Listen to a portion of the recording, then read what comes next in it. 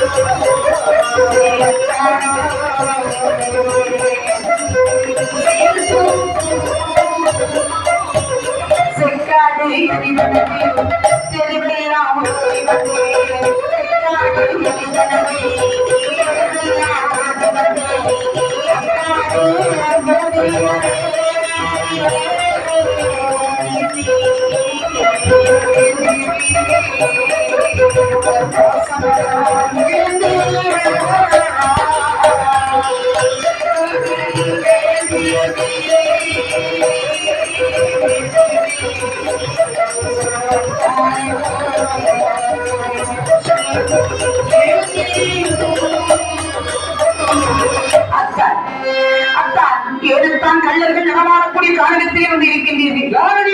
உங்கள் காதலி லட்சுமி வந்திருக்கின்றது. என்னை எப்போது அவளை நான் எப்போதே மறந்து விட்டேன். அத்தான், உங்களுடைய வீட்டில் வந்தபோது உங்களுடைய தாயார் என்னை பற்றி என்ன சொன்னார் தெரியும்? எங்க அம்மா என்ன சொன்னாங்க? காசுலாதவனுக்கு காசு விடு, இதற்கு துணை விட்டு எழுதி போய் என்று கூறிவிட்டார். பார்க்க வேண்டும், உங்களிடத்தில் ஆசை மொழி பேச வேண்டும், கொஞ்சம் கோவலாம் என்றெல்லாம் ஆயிரம் எண்ணங்கள் கொண்டு வந்த என்னை பார்த்து உன்னுடைய தாயார் இப்படிப்பட்ட கேவலமான வார்த்தை பேசிவிட்ட பிறகு உன்னுடைய முகத்தில் ஒழிக்க வேண்டுமா? எங்க அம்மாவுக்கு 60 வயசுக்கு மேலவே ஆயிருச்சு.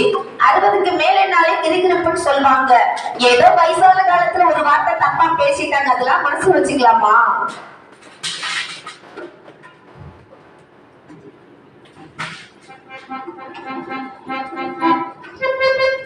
அத்தான், பாருங்கள், உங்கள் காதலி லட்சுமி அழைக்கின்றீர்கள்.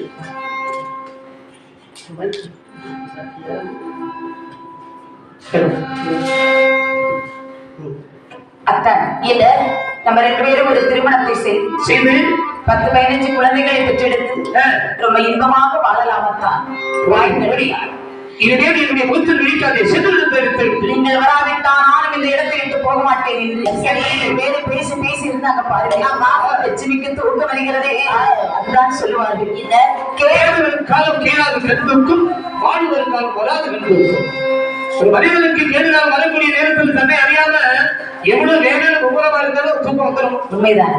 வாழ்வு வரக்கூடிய நேரத்தில் நம்ம தூங்கவே மாட்டோம். எப்போதும் பணம் சம்பாதிக்கணும் அப்படி கொண்டு போறோம் அப்படின்னு நினைச்சுட்டே இருப்பான். ஆமா, அது நேரத்திலே நினைக்கின்றாள் லட்சுமி, எப்படி நாம கீழே படுத்து தூங்கினால் நம்மளை போட்டு விட்டு வேதியின் வெகு தூரம் சென்று விடுவார் என்று இந்த வேதியின் மடி மீது தலை வைத்தாள். சரி, மறந்து தூங்கினாள்.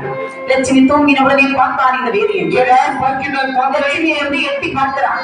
பார்க்கும் போது அவள் உச்சியில இருந்து உள்ளங்கால் வரை போட்டிருக்கக்கூடிய தங்க நகையை கண்ணை எப்படியே பறிக்கின்றது. ஆமா, நினைக்கின்றான் இந்த வேதியன், எப்படி இந்த நகையெல்லாம் நாம கொடுத்ததானே? ஆமா, கொடுன்னு கேட்டா தருவாளா?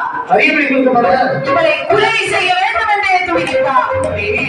ஒரு பெண்ணானவள் நம்மளை தேடி வந்திருக்கின்றாலே அவளுக்கு ஒரு வாழ்க்கை கொடுக்க வேண்டும் என்று பார்க்கவில்லை. இல்லை, அவளை எப்படி கொலை செய்ய துணிகிறான் பாருங்க. எப்படி அவன் துணையல்லவா மணலை கூட்டி தோகையரை அது விடத்தே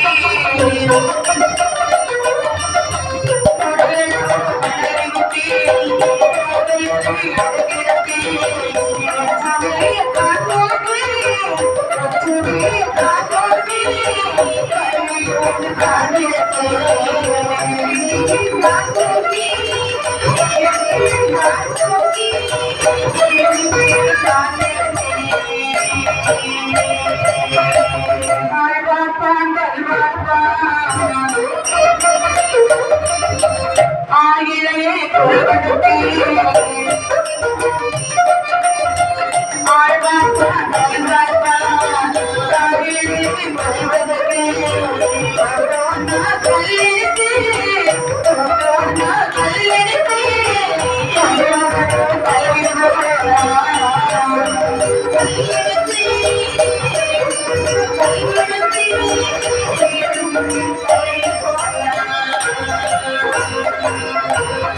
குடையளவு மணலை கொட்டினார். சரி, அடி மீது தூங்கிக் கொண்டிருந்த லட்சுமியுடைய தலையை யாராவது அசையாமல் தூக்கி அந்த மண்ணிலே கிடத்தினார். ஆள் பார்ப்பான், கல் பார்ப்பான், நாய்களை கொல்வதற்கு பார்க்கும்போது பக்கத்தில் ஒரு பெரிய பாவா கல்லை கண்ணிலே கண்டாரே. கல்லை கண்ட மறையும் ஒரு மாணவனாகவே தோற்றம் கொண்டார். தூக்க முடியாத கல்லை எப்படி தூக்கினாய்? கல்லை எடுத்தந்த போதே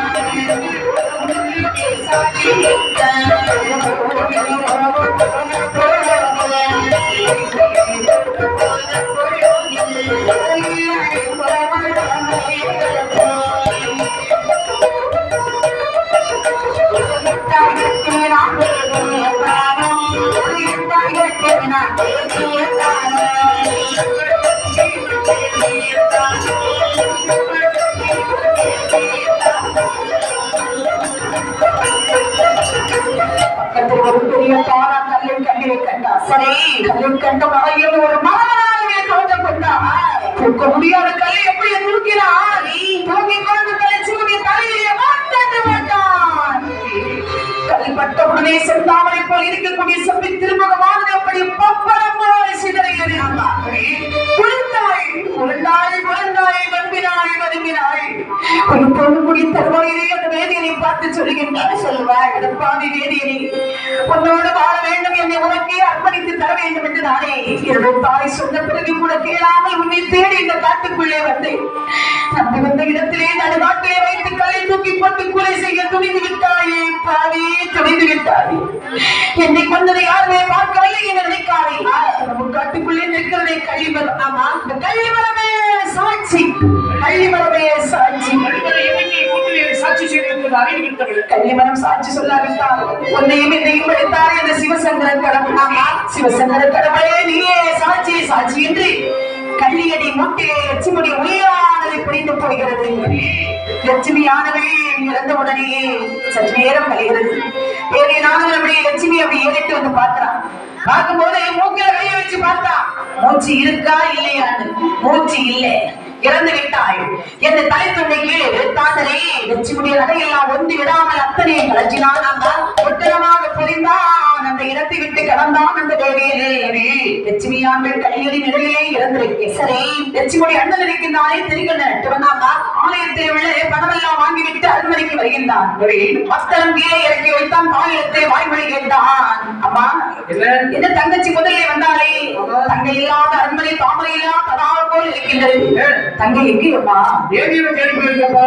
வேதியை தேடி எங்கே போயிருக்கின்றார்? எவ்வளவோ தடுத்து தடுத்து பார்த்தேன். அந்த காட்டு வழியா போயிருக்கிறார். அம்மா, வேதியை கூட்டிட்டு வரேன். அம்மா, தங்கையான காட்டுக்கா போயிருக்கின்றாய். கானகம் எப்படி இருக்கேன் தெரியாது. காட்டிலே சென்ற தங்கைக்கு என்ன ஆச்சுகள் தெரியவில்லை. தங்கை பார்த்து வருகின்றேன் என்று சொல்லி அந்த வேதியனானவன் தங்கையை தேடி காட்டுக்கு வருகின்றாரே. அடித்து அழுதவன்